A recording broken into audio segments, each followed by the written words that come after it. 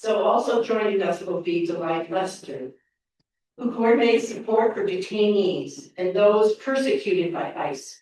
She has a background in social service and founded a successful nonprofit in Grand Rapids. Delight is the supply coordinator for Hope for Neighbors, an overground railroad, along with Larry Gephardt, who drives for the Overground Railroad, and her daughter, Lillian Katig. Forgive me if I mispronounced her name. Who leads visits to the detention center. This is a family. Their family has fully engaged in providing hope and support for the detainees. She'll speak about how volunteers of the Overground Railroad and Hope for Our Neighbors can support detainees. This is Pride Month. We need to understand that under this administration, no one is safe. They've come after immigrants and refugees. They come after people of color. They've come after LGBTQ people, particularly drawing hatred toward the trans community. It's all related. When one of us is not safe, none of us is safe. It feels like some people say the Pledge of Allegiance to the flag, ending with this, and liberty and justice for some. Well, I'm thinking of Kosa is another speaker tonight, who some of you may remember as the wonderful host of the Cassie London concert. She is a two-spirited Hispanic Indigenous American, and she directs the South Haven LGBTQ Advocacy Center and on the board of the Migrant Legal Aid Organization. Monica will speak to us on the intersecting influences of race, immigration status, gender, and sexual orientation on the justice system. She's an activist who will not back down when there is injustice in her communities. She's ready to stand up for her immigrant brothers and sisters and her LGBTQIA family members and allies. And finally, our own David Moore will remind us of the work of our rapid response team, Todos Bienvenidos. What a day we had being here tonight. But first, Christy Allen will tell us about the state of things. All right, so I'm changing that tonight. Tomorrow I celebrate my 53rd trip around our sun, so I decided it felt right to celebrate more of what is going right in our country, instead of everything that's been going wrong. Over the past few months, we have heard a lot about power, executive orders, and sweeping promises. But the real story isn't about expanding presidential authority. It's about the strength of our democracy when that authority is challenged. One of my favorite examples happened just this weekend. The Kennedy Center confirmed that workers removed all signage attempting to rename the institution after President Kennedy.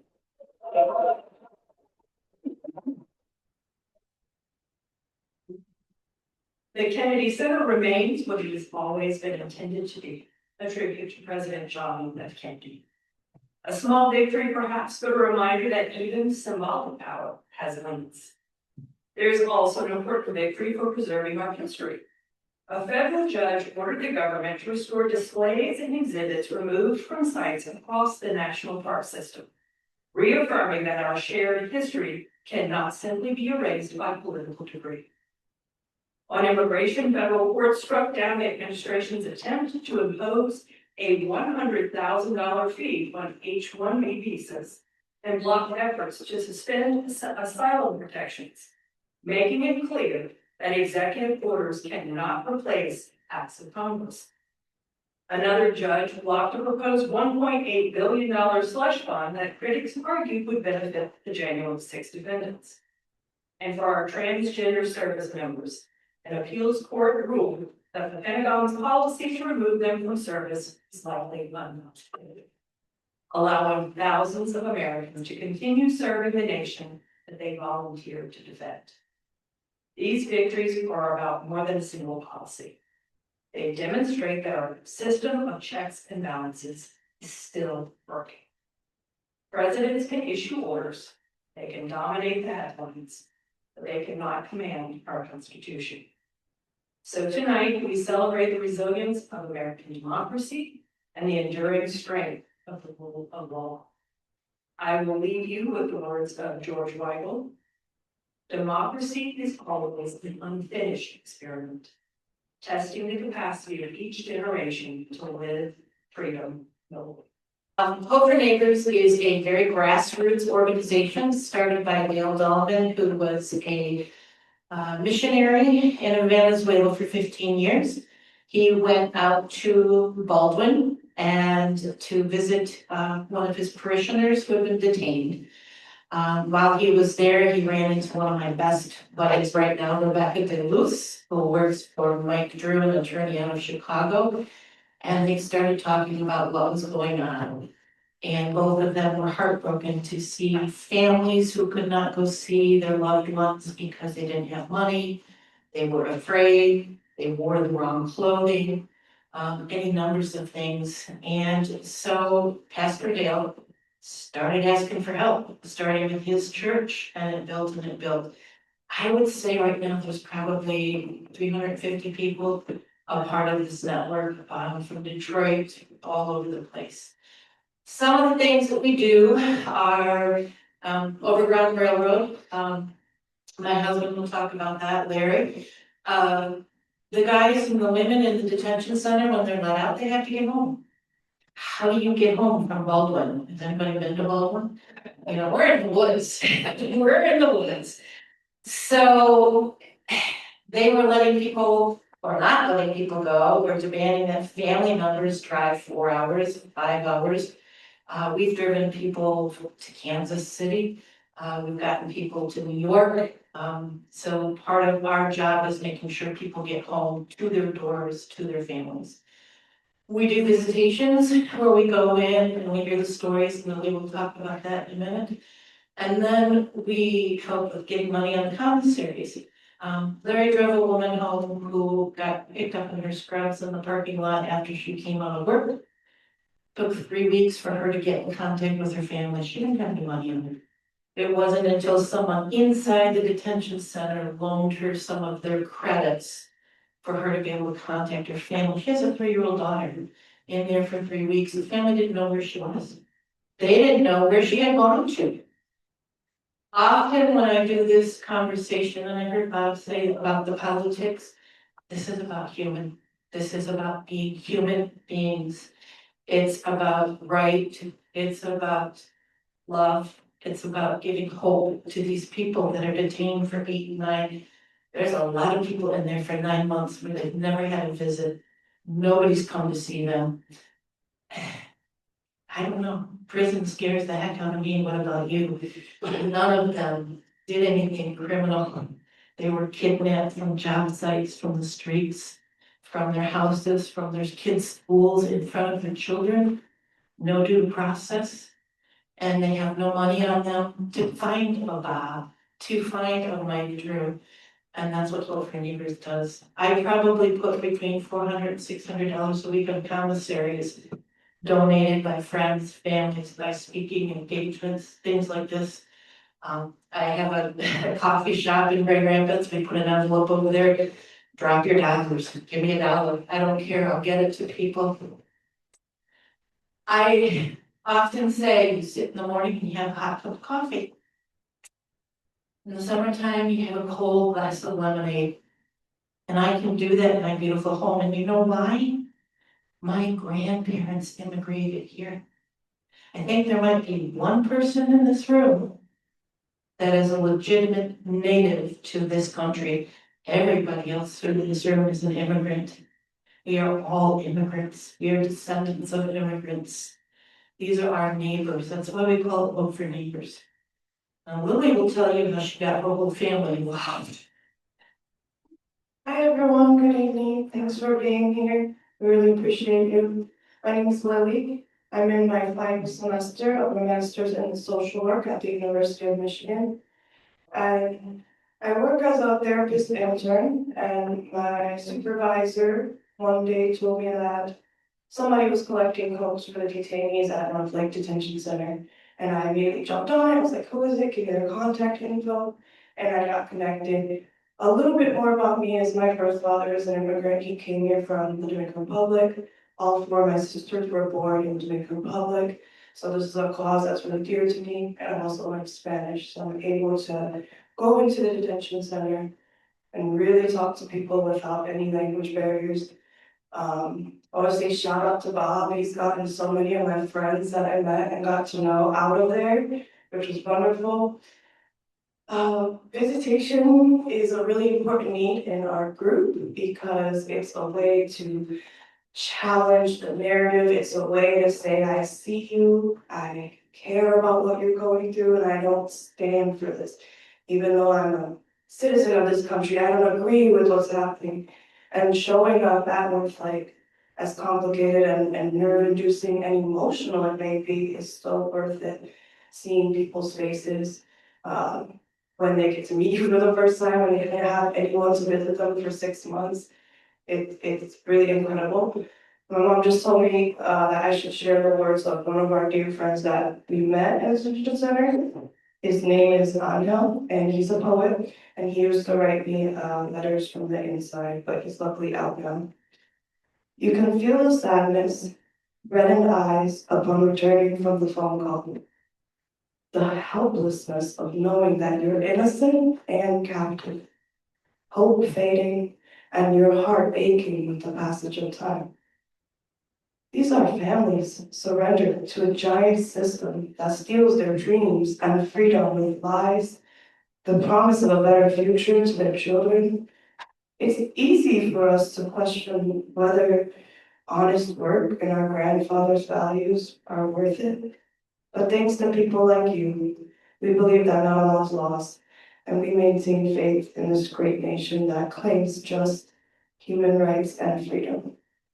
It's hard for us to accept that our American dream, for which we have fought so hard, is actually a vague illusion, like trying to catch the wind.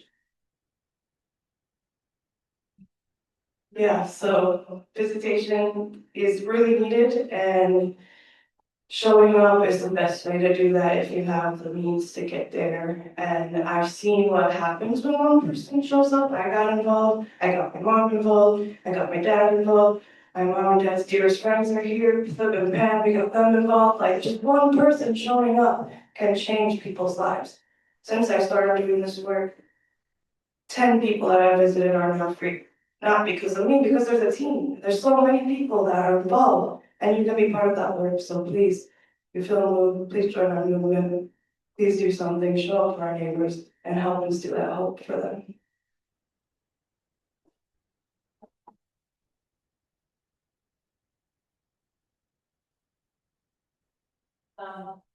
One of the things that Lily talked about was some of the experiences when talking about the woman who's pregnant and she went through.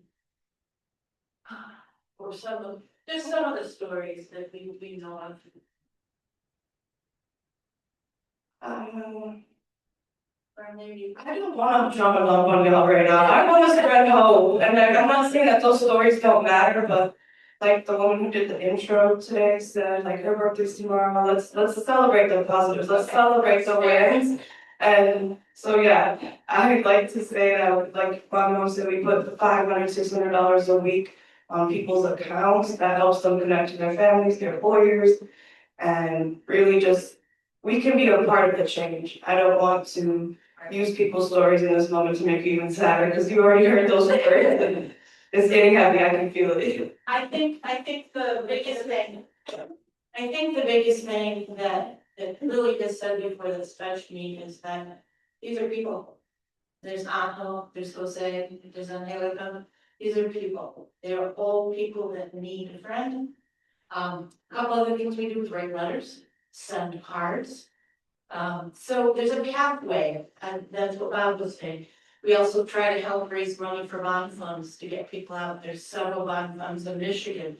There's the Kent Bond Fund, there's the Prairie Land Fund, is there another one in Michigan? Midwest. LGBTQ fund. So bond funds is where people get out. So that's really important. For some people who are wealthier, you know, if you can pay somebody's bond, does most of it come back eventually? Yeah, it'll all back.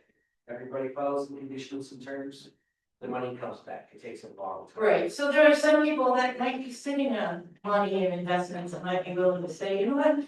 I'll give $10,000 to a mom, you know, I will do that, I'll wait however long it takes to come back. So that's really important too, is to be able to do that. There's a path for everybody here, whether it's send a card, go for a visit, donate some money, get involved in a hideaway, tell your friends what's going on, tell them the statistics out there, tell them what's going on. The other thing that we talk about is, you know, this is a money-making venture for some of these groups. I don't know the exact statistics, but I know that when my husband goes to drive, they wait till they count them because they make money per day per head. That's our money, that's our tax money. It's not, you know, it's not the detainees are not paying to stay there, it's the taxes that are paid for them to be there. So that's why you have to speak up. I would rather my taxes go to daycare or some great other things, not to detain innocent people. So I'm gonna let Larry talk just a second about driving. The first night he drove, which was why I got involved doing the backpacks, which I'll talk about after. It was the coldest night, January, coldest night. He went to go pick up, 7 guys came out, not one of them had a coat on. And not one, because they even picked up in the summertime. So that's how it started, where I got involved, because it's like, nobody should walk out in the middle of the Michigan winter without a coat. So that's where we started with supplies, and I'll add entries. Yeah, I got involved with that, Lily went to that first visit and, said, that driving out, oh, that sounds interesting. And then like I said, the first night, I signed up. And there's a Google spreadsheet you sign up on, and it's a really cool thing, it's a really loose knit volunteer organization, and I pick them up in North Lake and take them to Grand Rapids. And then we do a daisy chain, we go Grand Rapids to either Holland this way or Lansing towards Detroit. And sometimes we put them on a bus, sometimes they stay in Grand Rapids overnight until we get them to the airport. It's all done with volunteer money, so anything you can do, you know, even just donate money to all over neighbors is still helpful. But anyhow, I've driven, one thing I do is I take them to a storage room we have where we get backpacks, and they have weight bags. I have 23 weight bags in my trunk. They have white bags with their A number on it, and we get rid of those. I've driven 23 people that I know of. I'm not a single criminal. Most of the people were in process. And they were just kidnapped. They were just kidnapped. When they get stopped without due process, it's kidnapping. When they get detained. I drove, like the late said, a young woman I picked up who was 3 weeks with her family, knowing where she was. So visitation is important, and that's how we find out about them. That's how we stay in touch. Getting out is real important. The driving is one of the best things ever. It's given me hope, and I spread hope. I describe it as the parable of this. There was a high tide, the beaches covered with starfish, and the Samaritans walked around throwing one in at a time. And a guy walks up to him and says, "This beach is full of starfish, you're not making a difference." He picked them up one in and said, "There's a difference to that." What we do with over neighbors is mitigate the cruelty that is baked right into the system. These people are kidnapped and held without communication, and we provide visitation, commissary money so they can reach out to their family. They can't make a phone call without money. It's a money-making proposition. They're not allowed to leave if they don't have someone to pick them up. And if we were picked up in Washington State, one guy I picked up was from Washington State. And, you know, they're making money, and if they can't release you, they get to keep making money. So we're trying to mitigate the damage. One starfish at a time. So, Larry talked about the container unit. What we have, I have two things that I do supply wise. One is I make sure that anybody who's deported, if I get the information in time, I will have a backpack delivered. So when they are deported, they have a clean set of clothes, including shoes and a phone charger, because Bob talked about the phones. The first thing the guys do, other than get shoelaces for their shoes, because they don't have them, is they want to charge their phones so they can talk to their family. So all the drivers have chargers, and then I try to, if they're deported, make sure there's a charger in the backpack. That system, they've changed the rules several times, but at this point, I finally now, I have a direct line to the property manager. So I can fill out the form, give it to her, she emails me, says it's approved. I can put the backpack in within 24 to 48 hours. It's taken me since January to get to that point, so that was a lot of work, and I'm hoping to keep that relationship so that that can continue to happen. The container unit is involved. When people are released, if the drivers have time, they bring it over, they open up the container unit, let them get a backpack, a bag of snacks, maybe a toy for their kids. Unexpectedly, I found one of the most exciting things in that container unit was stuffed animals. These guys have disappeared for 9 months. Their kids don't know why. So coming home, having a stuffed animal for their child or a toy, having a clean set of clothes. I have found to date probably 15 pairs of prison shoes in the container unit, because as soon as they get there, they throw those babies off. So, you know, and then for someone who's deported who was picked up in their landscaping job, the only clothes they have are dirty, messy, and they're being deported in them. I'm also working very hard to get phones. I need unlocked phones.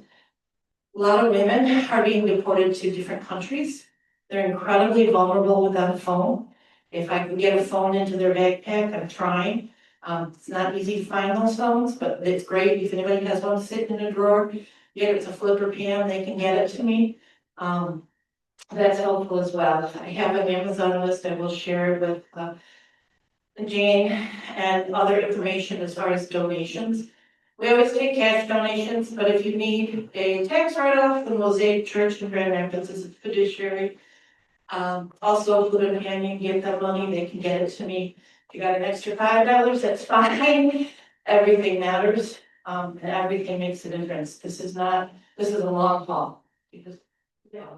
Okay, yep. I'm completely done, basically. So, but we will all be in the back. So if you want to find out more about visitation, talk to Lily. If you want to find out about driving, Larry did say we have a lot of driving from Hollywood to Chicago. We have a lot of people that were picked up in the Midway Blitz that need to get back home to Chicago. So if you want to do a leg, you can sign up. Just yesterday, they were needing someone to do that from Grand Rapids to Michigan City or to Grand Rapids to, you know, it depends on the person. So that's really your report card. So you can talk to Larry about that. You can talk to me about supplies. I've also done visitation. The one thing Lily said that I think is so important is being a witness, bearing witness, hearing the story, validating their story. They're very excited to be able to tell you what they've done. By being there, I'd love to see Lily do visits. She'll buy them a Coke. She has a Coke with them. She'll buy them a snack. She'll sit down and break a Reese's peanut butter cup with them, you know, as a way to share a meal, to share that camaraderie, to show that you care. So, anything. That will be in the back. Yeah, we'll be in the back afterwards if you have any questions. Long time in Yeltsin. Right here. Thank you.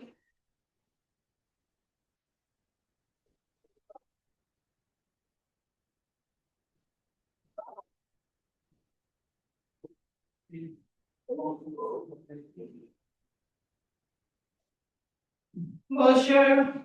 Hello, everyone. I'm Lachlan King, host of the South Even LGBTQ advocacy. Also, I'm the main coordinator for South Even Pride.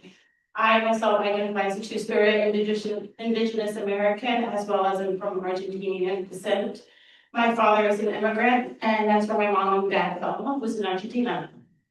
I'm going to be speaking about how our two communities are the same from our LGBTQ plus community members, as well as our immigrant community members. My computer.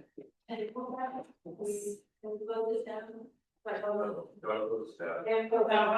can pick it up and set it on the, here.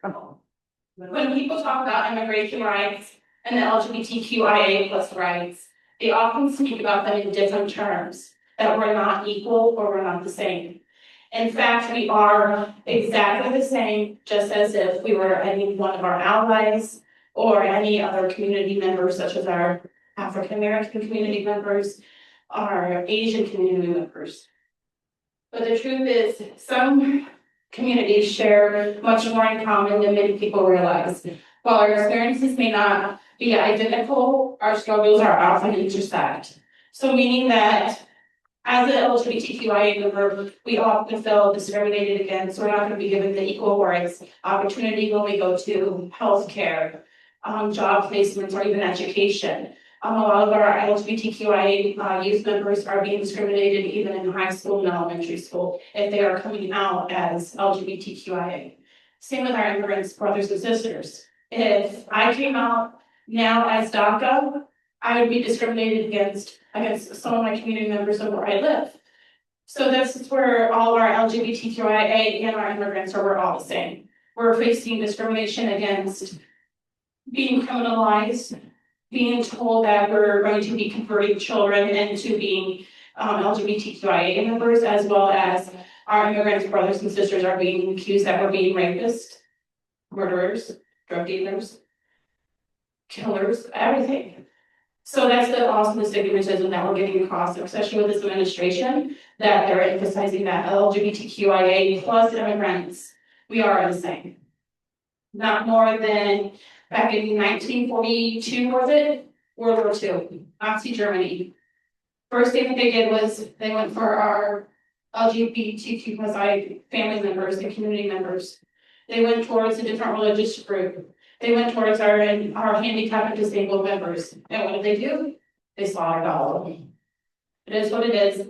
They killed over 6 million individuals that were criminalized, deemed by that government that they were unworthy, undignified. That's what we're facing now. Except what's different now is that they're putting us in detention centers, keeping us there, taking away our dignity, our rights.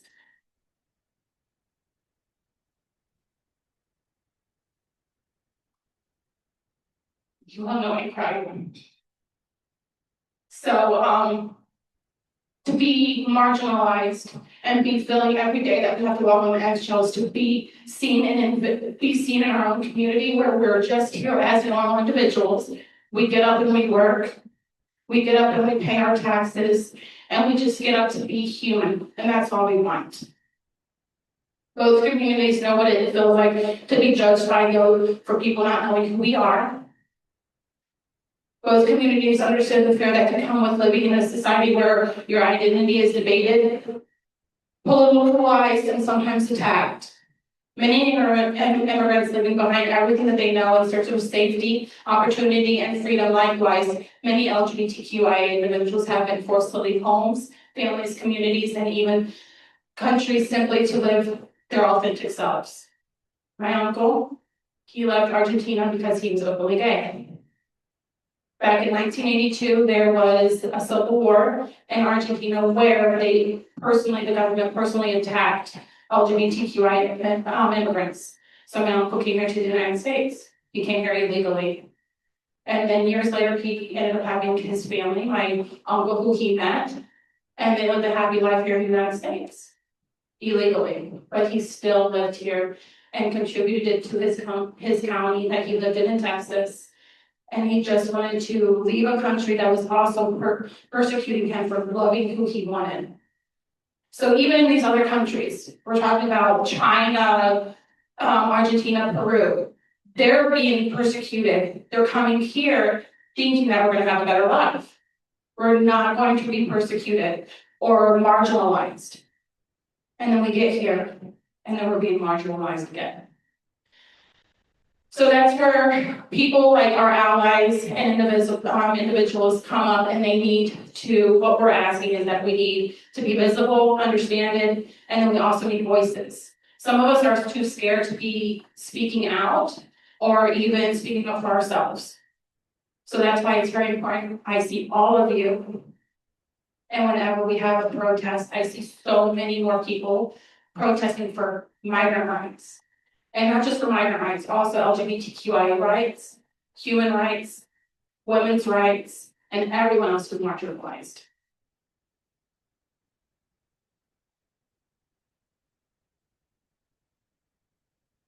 These people are our neighbors, these people are part of our communities, and they remind us why solidarity matters. Throughout American history, many groups have had a fight for recognition and equality. Immigrants fight for fair treatment in workplaces. Women fought for the right to vote. African Americans fought for the right against segregation and racial injustice. The LGBTQI community fought for the rights to love openly, marry equally, and live authentically.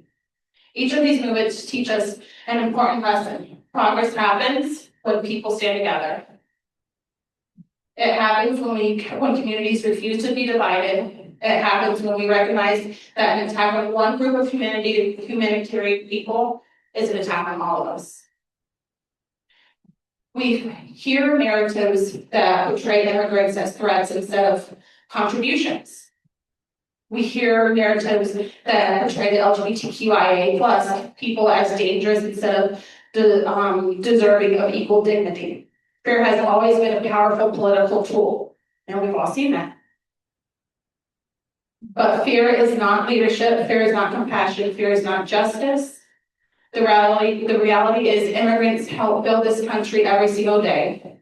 They work in our hospitals, our schools, our farms, our factories, our restaurants, and small businesses. They contribute to our economy and enrich our culture. Likewise, LGBTQI individuals contribute to every aspect of American life. They are teachers, doctors, first responders, nurses, military veterans, business owners, artists, parents, and other community leaders. Neither group is asking for special treatment because we're not. We're just asking to be seen and given the same opportunity as everyone else. One of the greatest similarities between our communities is resilience. Immigrants know resilience. Starting over in a new country is not easy. It takes a lot of courage. Living authentically takes courage. Standing up against discrimination takes courage. Both communities have specifically demonstrated extraordinary strengths in the face of adversity. Another common challenge represents for generations, immigrants and LGBTQI plus individuals are often been excluded from decision-making tables. Politics affecting their lives have been written without their voices being heard. That is why visibility matters, and that is why advocacy matters. We must continue creating safe spaces where everyone is welcome, they feel safe, seen, and valued and respected. We must continue building bridges instead of walls.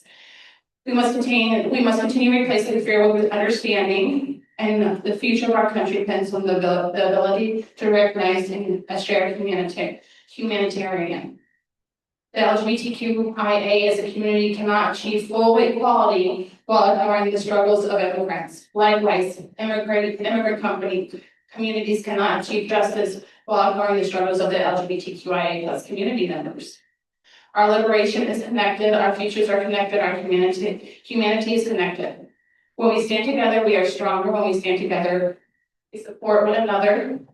When we refuse to let others divide us based on identity, race, nationality, religion, sexual orientation, or gender identity, we are stronger.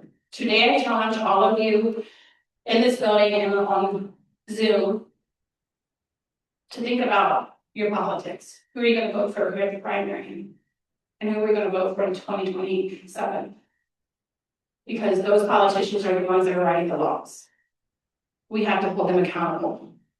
We have to make sure that they're seeing us and they're hearing our voices. See the young person searching for acceptance, see the immigrant seeking opportunities, see the LGBTQIA plus person seeking dignity. Because at the end of the day, most people want the same thing. They want safety, you want opportunity, a community of involvement. We want to be loved and belonged. The story of America has always been a story where people strive to come here to this country and build their life. They build their families here, and they just want to have a safe upbringing for their children and run away from the purgatory that they're feeling in their own countries, just like the LGBTQI community. Because when one of us is divided and denied equality, all of us should feel that diminished in our hearts. But when all of us rise together, there is no limit to what we can achieve. And I just want to leave time for questions and answers, okay? Because I can cry at any moment. I also want to put out there that no one is legal on stolen land. Because we're not. Any questions?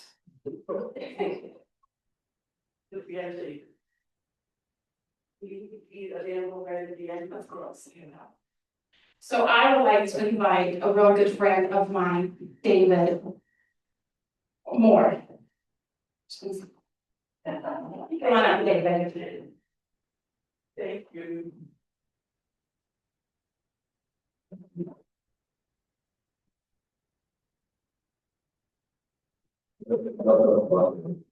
But everybody can understand that she's an hospice nurse. So all the rest of that stuff she's doing, which keeps her full-time involved, she's in homes helping people make their final journey and transition. Thank you for that work. It is, you're amazing.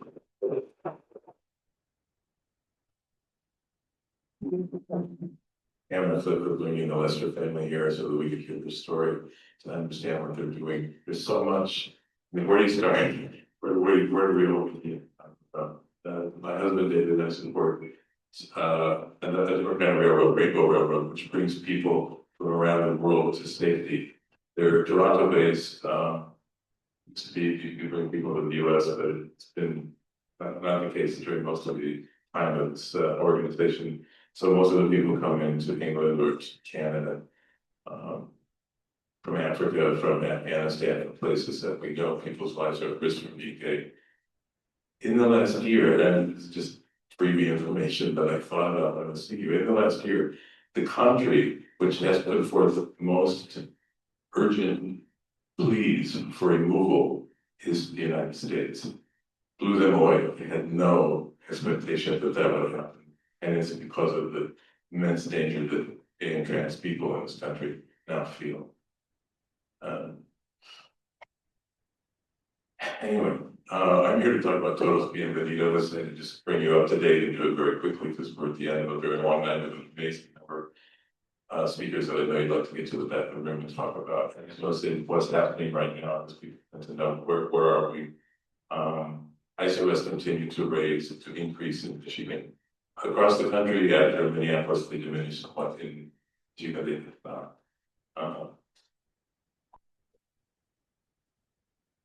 What's happened here? In 2024, 900 people were arrested and taken away by us. Between January 2025 and February 2026, you'll see there were over 4,000 arrests. There's that increase. More than 25% of those had any criminal conviction, and the truth is that only 3 to 5% had any serious conviction. More than 3/4 had no conviction at all, or they have an immigration-related violation, which ended up in trouble in the first place. But they came here and did 35 years, so they get the taxes, so they can fund our Social Security and our Medicare. We all know the insanity of what's happening. If you look at those 4,218 people, 20 of them were from white countries. 20 have 4,218. So this is obvious discrimination. This is an obvious ploy to turn people against people who are from Mexico, Guatemala, Honduras, El Salvador, Venezuela, countries that speak Spanish, because somehow if we don't understand someone, we don't see them as quite being human. Somehow we're supposed to be able to say, okay, yeah, the inhumanity of it is so striking and appalling. We can't stand for it. So we were looking at 287G agreements that Berrien County has a significant one, which the folks down there are trying to deal with. And I found a couple different Pioneer Press and Capital Press listings which listed our county applicants having 287G. I had never heard that, and I was curious. I didn't want to talk about it unless it was confirmed. So I called Sheriff Baker today and talked to him. And this is good news, so I'm happy for good news for us. He guaranteed me he does not have a 287G. He has no intention of having a 287G. He does not work with federal government around ICE implementation, and bond is always available to people regardless of whether they are dependent or not dependent on their information status. So it was I was very cordial talk, and I was at least happy to be able to tell you that.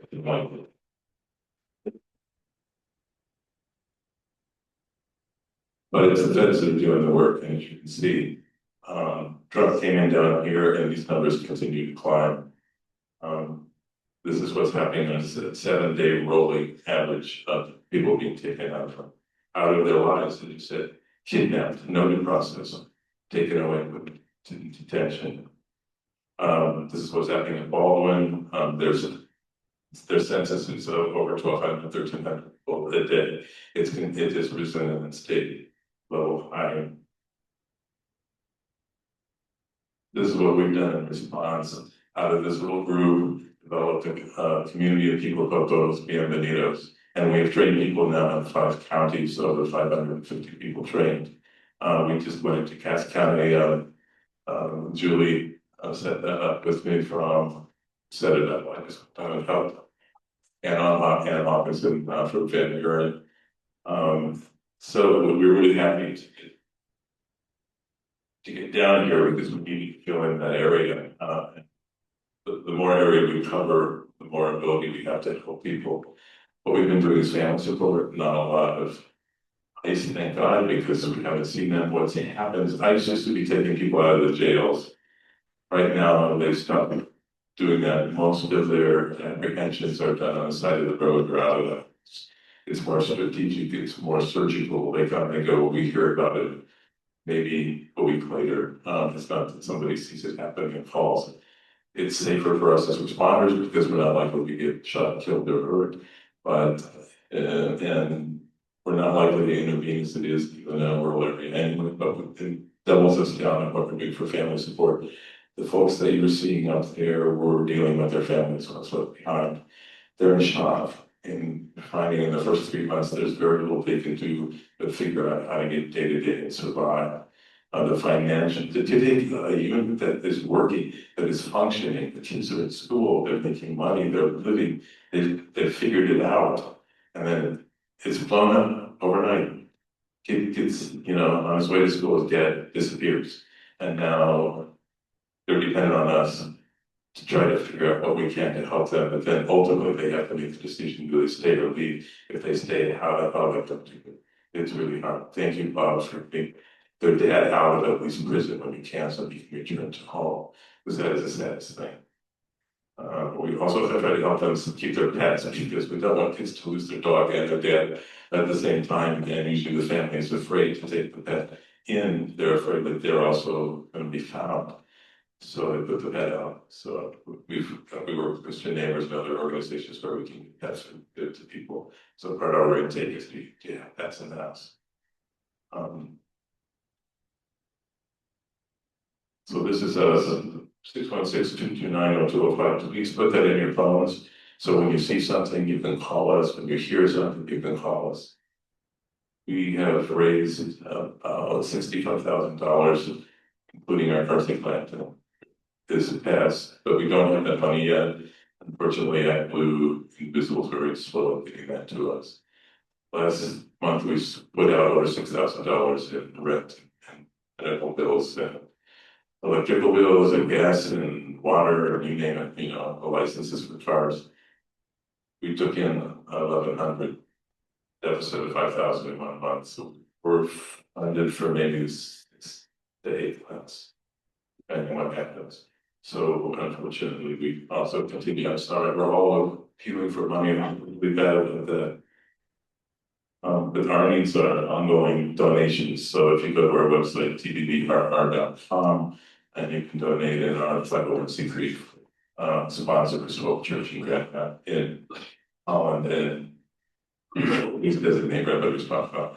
More than anything else, I need a coordinator for Allegan County, and I bet they're in this room, they would always say yes. So please, I just need an extrovert that's willing to be online and talk to people online. It's not that hard, and you'll feel so good doing it, and you'll create more community, which is all we need. So talk to me in the back also.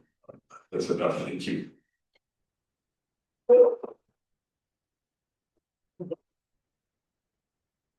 Incredible work that's being done. Thank you all so much for being here.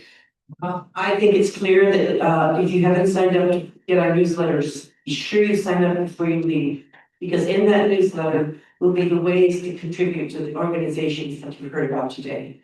There'll be more information about how you personally can volunteer or be a part of it.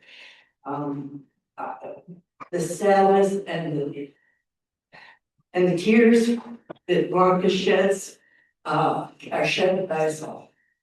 We all know that this is inhumane and wrong.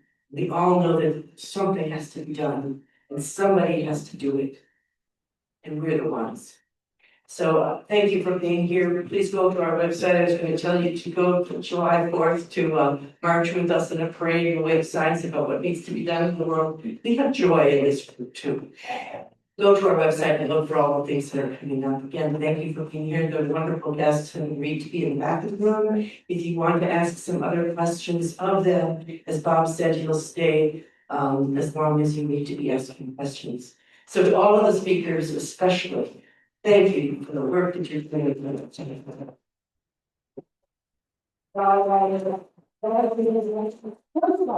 Postcards. Oh, and we, right, throwing it, who's throwing them in? Postcards to get out the vote and be sure we get the right people to get this whole mess fixed. Let's change that. So pick up a bunch of postcards to write to. Thank you.